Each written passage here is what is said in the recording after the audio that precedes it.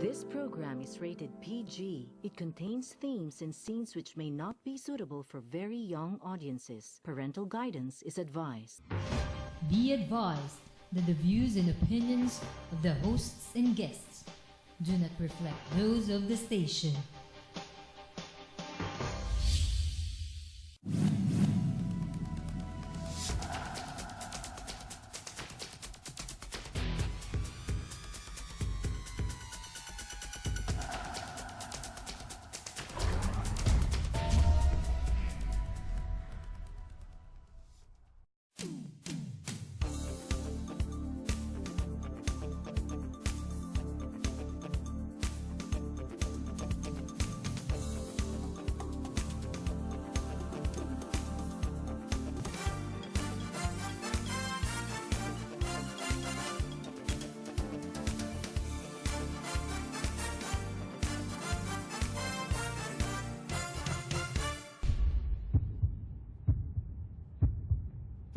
Magandang gabi po sa inyo lahat and welcome to our show, Heartbeat Live. I'm your host, Ray Orosa.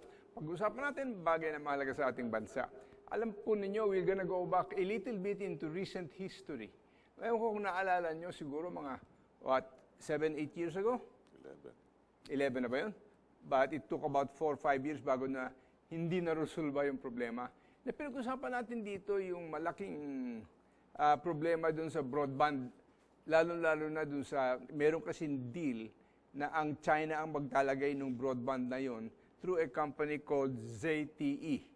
And I remember I guested at that time, our guest tonight, we want to do a review kasi kalalabas lang sa dyaryo, it can have tremendous blessings kung matayo yung broadband na yan, pero kailangan malaman natin anong kaibahan noon at saka ngayon.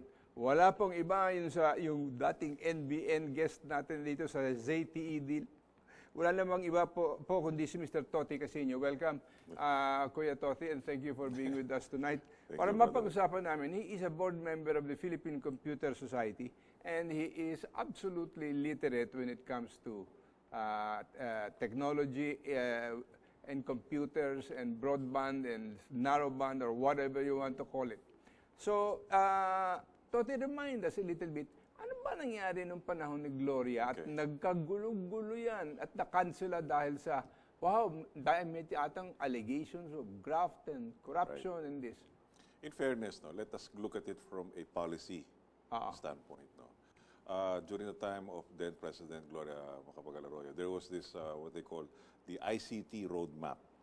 It's a strategy that will see to it that as far as IT components, whether infrastructure, technology, human capital, and even in the business, are all synced in, are synchronized. Because you need all of these four areas to have a robust industry in the IT community. Hindi ka pwede mag-solo.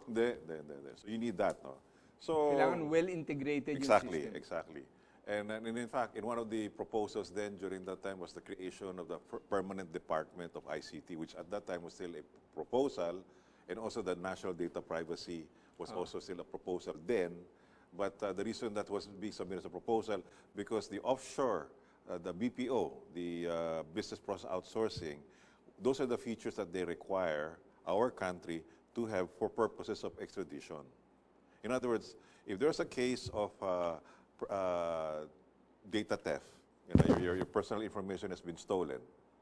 We don't have a law to penalize such crime, but in the U.S. they have that.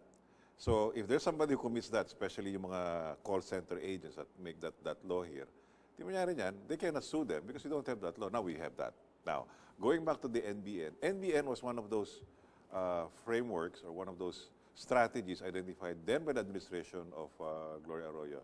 That it is a necessity, what they call the cyber corridor.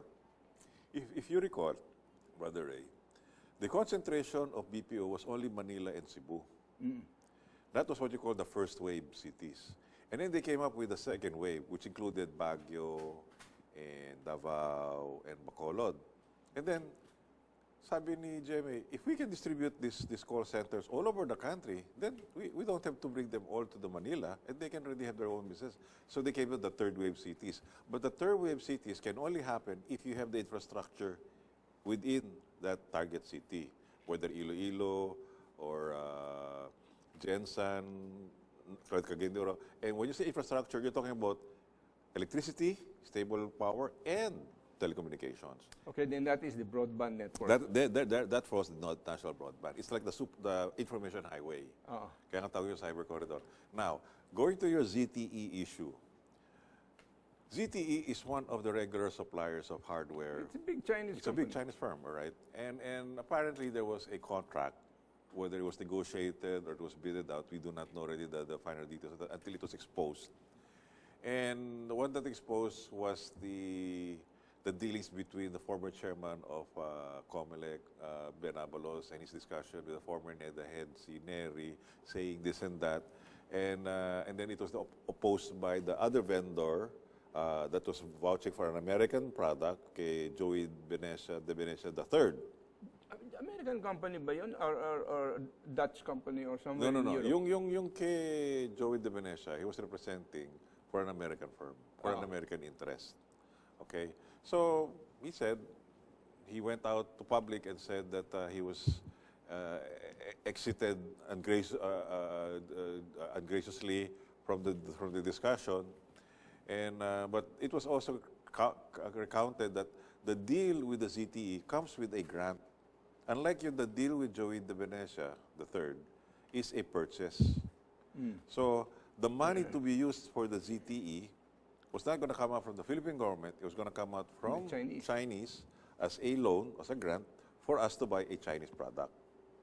Now, the amount there that was about $300+ million, equivalent to 19 billion pesos. Pero bakit yung sinasabi nilang kailangan lang, sinasabi ni Salalima ba ito, na kailangan lang dito mga 200 million for the backbone? Is it 200 million or 200 billion? What I recall is 200B. Ang kailangan? It's anywhere between 75B to 200B, which in that perspective, it dwarfs the 19B of ZTE. And the reason being, let's talk about what's the components of our national broadband. You're talking about fiber optics. How much is fiber optics? You're talking about microwave antennas. You're talking about satellite phones. Because at present, 30% of our barangays, nationwide, are still unserved. That's a big percentage. That's why during election, right, when you do transmission, oftentimes 30% does not have any transmission. No, before we get any more into the complicated details of that deal, I want to go back to something very basic. No? Sige. Kasi one of the people that, nagte-text na sa atin ngayon eh. Ano ba ang benepisyo ng National Broadband Network? Alam po ninyo, many companies abroad, private and government, have made studies on the impact of the internet and interconnectivity on a country's society. Right. And all of the studies have shown that this is a tremendous thing to begin to enhance the economic activity. Right. Saan man lugar yun? For example, kung ikaw nandito sa lugar na ito, meron kang broadband connectivity dyan, the fact that all the municipalities kaya ngayong mag-communicate with Manila. Yes. And all the other departments of government. Number two, ang mga eskwelahan pwedeng ikabit, so students have access now to the internet with that connectivity. And the latest. And the latest. Knowledge. Oo. So, napakadami po daw na nagiging parang itong internet capability and interconnectivity through a broadband network enables communities to start so many different economic activities. Definitely. So, yan po ang nakikita, and that has been borne out by study after study after study.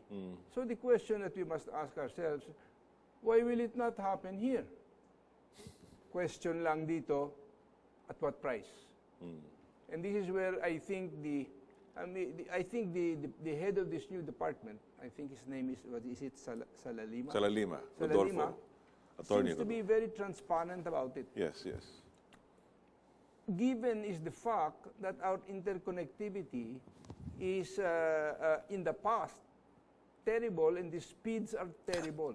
The lowest in the we are number 14 out of 15 in Asia.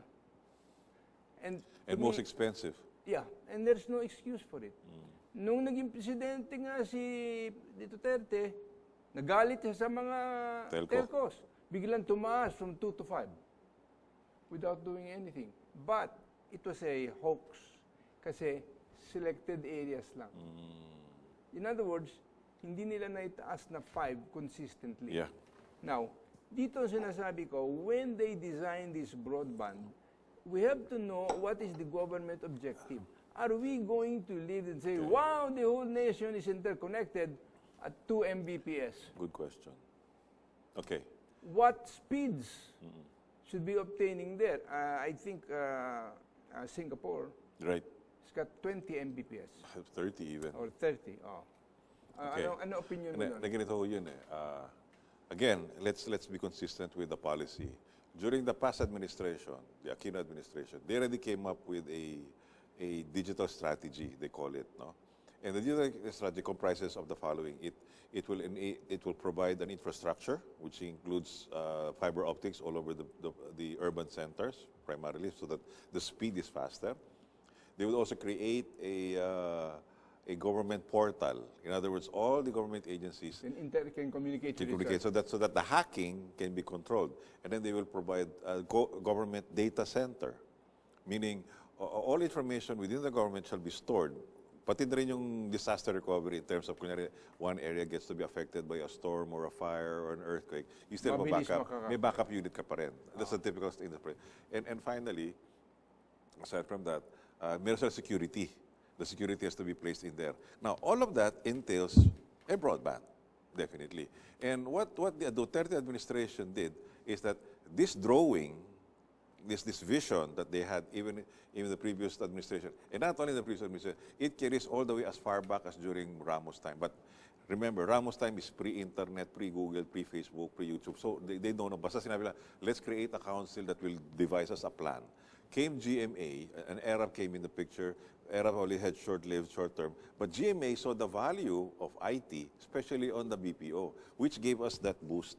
If you notice, that gives a boost. And then during the time of the Aquino administration, the boost went along because it never dwindled. In fact, it got carried on. And now, knowing that's the positive results of our industry, that's why Duterte is just maintaining what has been already designed and envisioned as previously. So this is nothing new. Kaya nga, as early as less than 1 year of his term, in-approve na kagad. Okay, but ito, when it was, do you feel the standards that were established in that plan were appropriate?